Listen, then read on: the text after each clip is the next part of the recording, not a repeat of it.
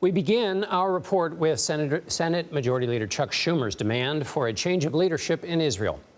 Delivering remarks from the Senate floor Thursday, Schumer asked the Israeli government to hold an election to determine the country's path forward amid its war with Hamas. He also said that Prime Minister Benjamin Netanyahu is one of several obstacles in the way of peace in the conflict. Scott MacFarlane is on Capitol Hill with the details. Nearly half a year into the war between Israel and Hamas, Majority Leader Chuck Schumer, one of Congress's staunchest supporters of Israel, uncorked a blistering criticism of the Israeli leader. Prime Minister Netanyahu has lost his way. In a 40-minute address on the Senate floor, Schumer called for new elections and new Israeli leadership. He has been too willing to tolerate the civilian toll in Gaza, which is pushing support for Israel worldwide to historic lows. Schumer's words come amid growing concerns among Democrats and potential Democratic voters about Israel's aggressive military response to the October 7th attack by Hamas and Netanyahu's resistance to let more humanitarian aid into Gaza. More than 31,000 Palestinians have died, and Gaza is on the brink of famine. President Biden has voiced his own frustration with Netanyahu, but has never called to replace him. White House officials who knew in advance what Schumer would say have expressed deep concern about Israel's plans to conduct a ground invasion of the crowded city of Rafah. Israel's ambassador to the U.S. called Schumer's comments unhelpful and said Israel is a sovereign democracy. This is not only highly inappropriate, it's just plain wrong. While congressional Republicans blasted Schumer for undercutting a U.S. ally. It is grotesque and hypocritical for Americans who hyperventilate about foreign interference in our own democracy to call for the removal of a democratically elected leader of Israel. And Scott MacFarlane joins me now from Capitol Hill. There you are, Scott. Schumer said in his own words that he is the highest-ranking Jewish elected official in the United States. He's a defender of Israel.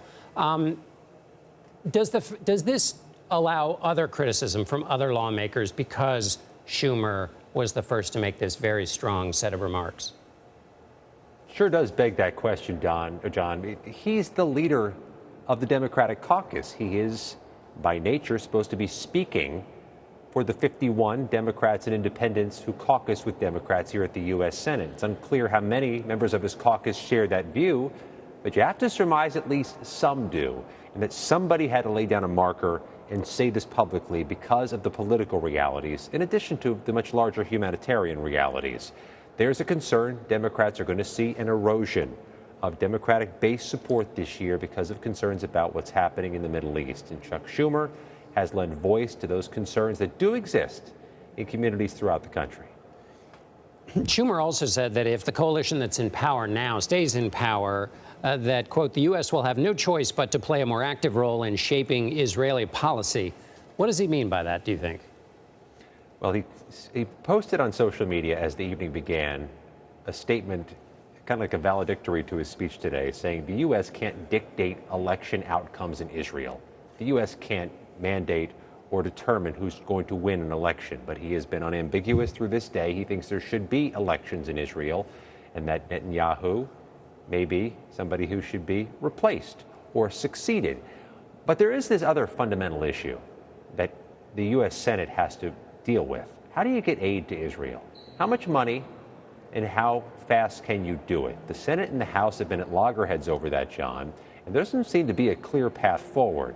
So Chuck Schumer has an awfully big voice on when and how to get aid to Israel. So far, that's been an impasse around here. Well, that's a great point. Scott MacFarlane on Capitol Hill. Thank you very much, Scott.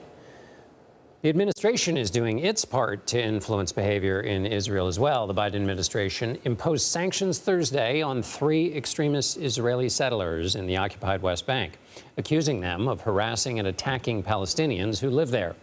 The State Department also targeted 2 farms run by the settlers.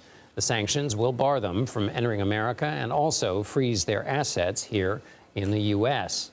In northern Gaza, the U.S. completed its 10th airdrop of humanitarian aid on Thursday. The joint operation with Jordan's Air Force dropped nearly 14,000 meals.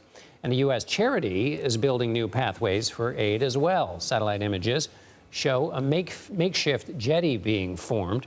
The volunteer group World Central Kitchen says a ship from Cyprus will dock there carrying 200 tons of food. The U.S. has already sent troops to build a floating pier off the coast of Gaza, but the military says no boots will be on the ground.